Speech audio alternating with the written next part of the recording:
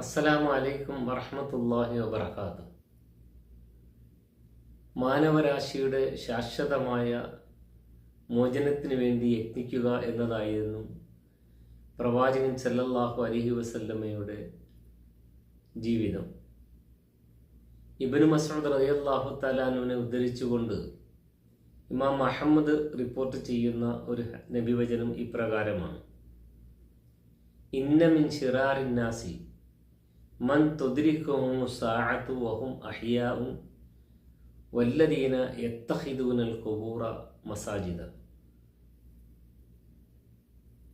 മനുഷ്യരിൽ ഏറ്റവും നാശകാരികളായ, നഷ്ടം സംഭവിച്ചവരായ ആളുകൾ എന്ന് പറയുന്നത് അവർ ജീവിച്ചിരിക്കെ അവസാന നാൾ യൗമുൽ ഖിയാമ എത്തപ്പെടുന്ന ആളുകളാണ്. അതോടൊപ്പം തന്നെ ഖബറുകളെ ആരാധനാലയങ്ങളാക്കി തീർക്കുകയും ചെയ്തവരായ ആളുകളാണ്. രണ്ട് കൂട്ടരെ റസൂലുള്ളാഹി സ്വല്ലല്ലാഹു അലൈഹി വസല്ലമ എടുത്തു പറയുകയാണ്. സ്വാഭാവികമായ മാനവികതയുടെ ഒരു താല്പര്യമാണ് ശ്രേഷ്ഠരായ ആളുകൾ അവർ മരണപ്പെട്ടു പോയാൽ അവരോടുള്ള സ്നേഹവും താല്പര്യവും നിലനിർത്തിക്കൊണ്ട് അവരുടെ ഖബറുകൾ സന്ദർശിക്കുകയും ഒക്കെ ചെയ്യുക എന്നത്. പിന്നീട് അത് ഒരു ആരാധനാ രൂപമായി മാറുകയും ചെയ്യും എന്ന് ഭയപ്പെട്ടുകൊണ്ടാണ് റസൂലുള്ളാഹി സ്വല്ലല്ലാഹു അലൈഹി വസല്ലമ ഈ നിർദ്ദേശം സമൂഹത്തിൻ്റെ മുമ്പിൽ സമർപ്പിക്കുകയുണ്ടായത്. അപ്പോൾ വളരെ ശ്രദ്ധേയമായ റസൂലിൻ്റെ ഒരു കാഴ്ചപ്പാടാണിത്.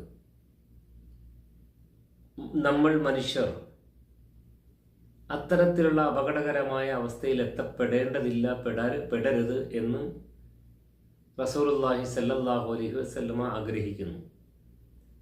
അതുകൊണ്ടാണ് നാശകാരികളായ ആളുകളെ സംബന്ധിച്ച് ഇപ്രകാരം സൂചിപ്പിച്ചത്. അവർ നഷ്ടക്കാരുമാണ്.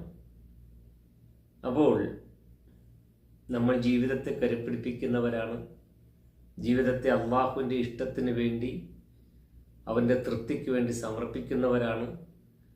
ആ സമർപ്പണ ജീവിതത്തിൽ ഒരിക്കലും